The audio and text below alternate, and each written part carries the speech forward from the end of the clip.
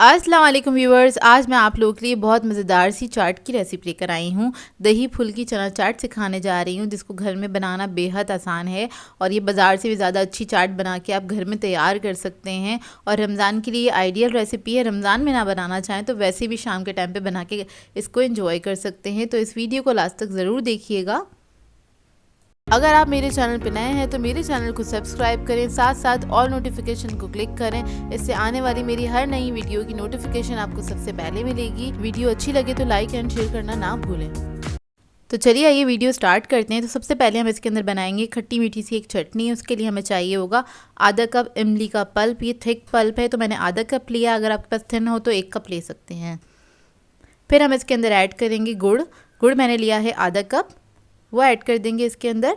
और ये बहुत क्विक सी चटनी है, इसको बनाने में ज़्यादा टाइम नहीं लगता, 2 से 3 मिनट के अंदर बन के तैयार हो जाती है। बस आपको इसको इतना पकाना है, गुड़ जो है हमारा अच्छे से डिज़ोल्व हो जाए, इतना ही पकाना है। थोड़ा सा हाई फ्लेम पे पका लेंगे। मैं इसको हाई फ्लेम पे बना लेती हूँ जब मुझे जल्दी होती है।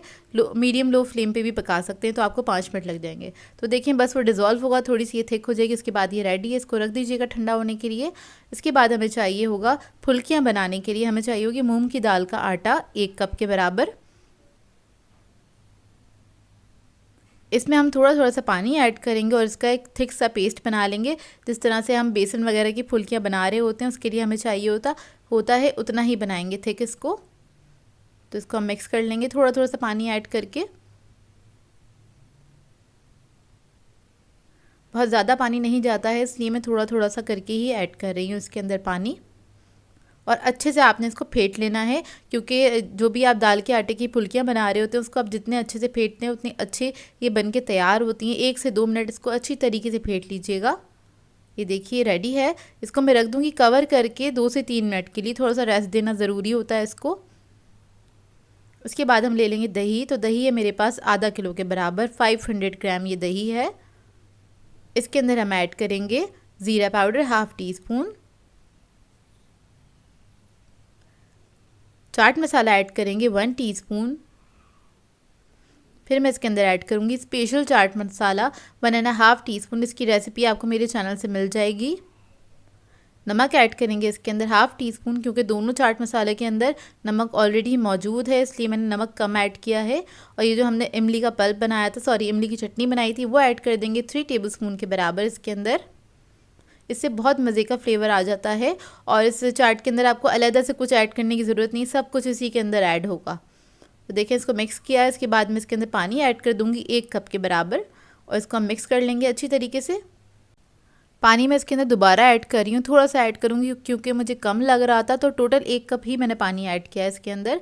अब इसको हम साइड पे रख देते हैं। अब आ जाते हैं हम मूंग की दाल का आटा जो हमने इसको घोल के रखा था, पेस्ट बनाया था इसका। लास्ट में हम इसके अंदर नमक ऐड करेंगे, स्टार्ट में ऐड नहीं करते हैं नमक कभी भी, ½ टीस्पून के बराबर। फिर हम इसके अंदर 1/4 टीस्पून के बराबर सोडा ऐड करेंगे, बेकिंग सोडा ऐड करेंगे इसके अंदर। और इसको आपने अच्छी तरीके से फेंट लेना है दोबारा से चंद सेकंड के लिए। और जब हम इसके अंदर सोडा ऐड करते हैं तो ये थोड़ा सा फ्लफ़ी हो जाता है, इसका जो मिक्सचर होता है।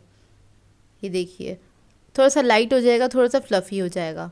इसके बाद मैंने गरम करने के लिए रख दिया है।